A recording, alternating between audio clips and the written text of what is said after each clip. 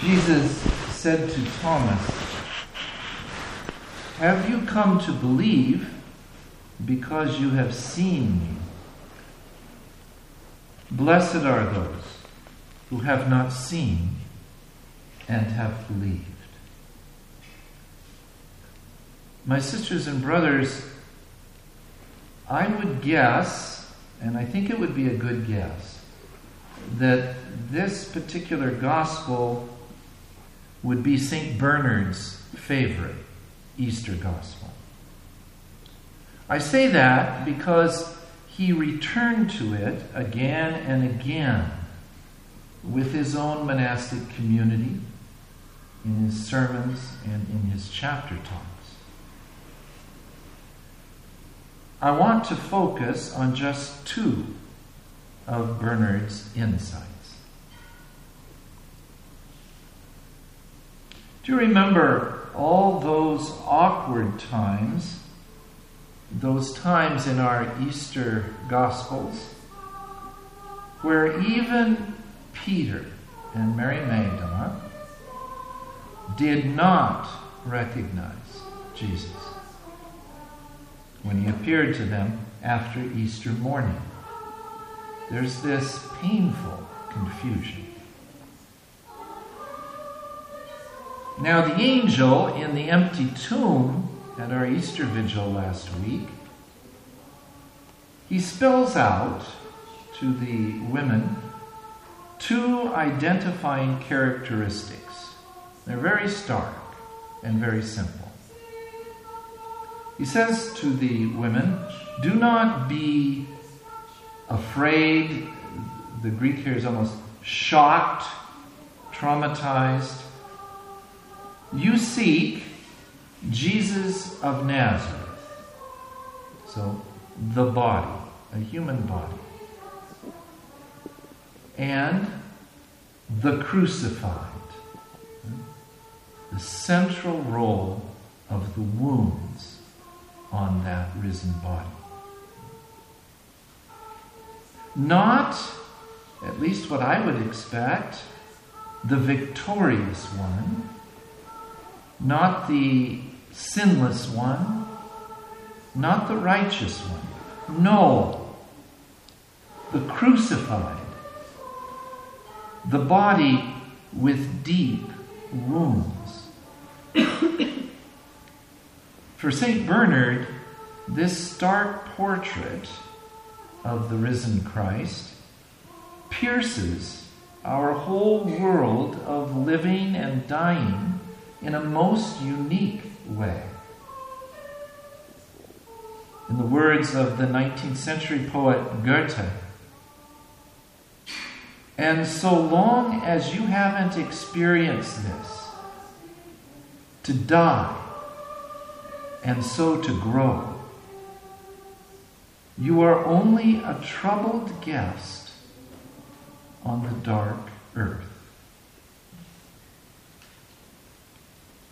Again, for St. Bernard, we encounter the risen physical body of Jesus of Nazareth, the crucified, essentially within community. This gospel for him, and it's so clear, the whole fabric of it is schola, the disciples around Jesus, the image of the monastery. This revelation is the connective tissue that holds the gospel together. Without schola, it's just words. And so Bernard comments in one of his homilies on the gospel, "Oh, Thomas, Thomas, do you still not know?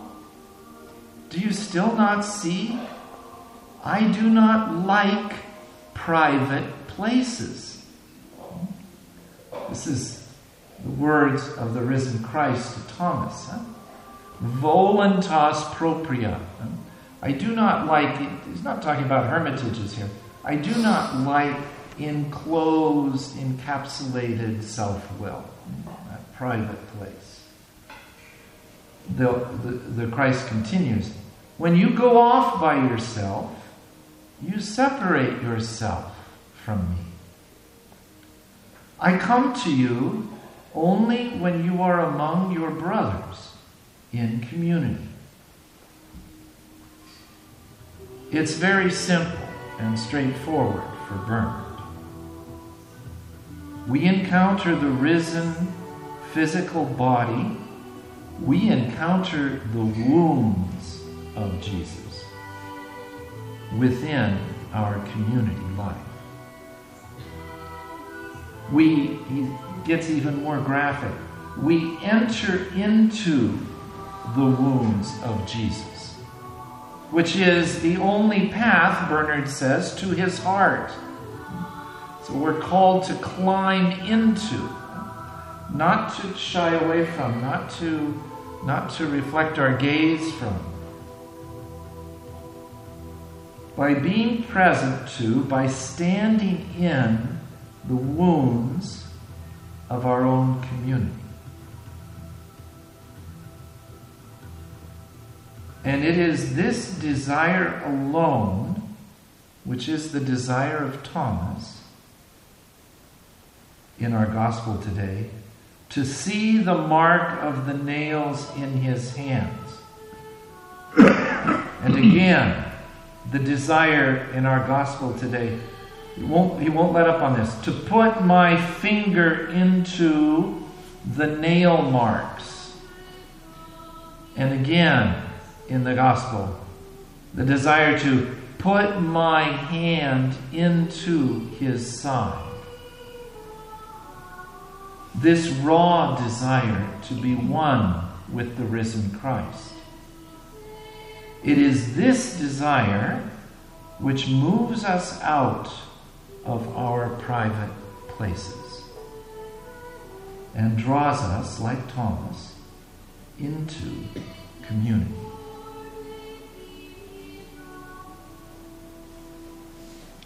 I want to end with the testament of another evangelist of the resurrection, which I've shared with the sisters, but it bears repeating. The contemporary American poet and past poetry editor of Cistercian Studies Quarterly, Denise Levertov. One of her last poems before she died. Steeped, she was, in St. Bernard's spirituality. It's entitled On Belief in the Physical Resurrection of Jesus. It is for all literalists of the imagination, poets or not, that miracle is possible. Possible and essential. Are some intricate minds nourished on concept? Can they subsist on the light that's not grounded in dust, grit, heavy carnal clay? Do signs contain and utter for them all the reality that they need? Resurrection for them and internal power, but not a matter of flesh? For the others, of whom I am one, miracles, ultimate need, bread of life, are miracles just because people so tuned to the humdrum laws, gravity, mortality, can't open to symbols' power unless convinced of its ground, its roots in bone and blood. We must feel the pulse in the wound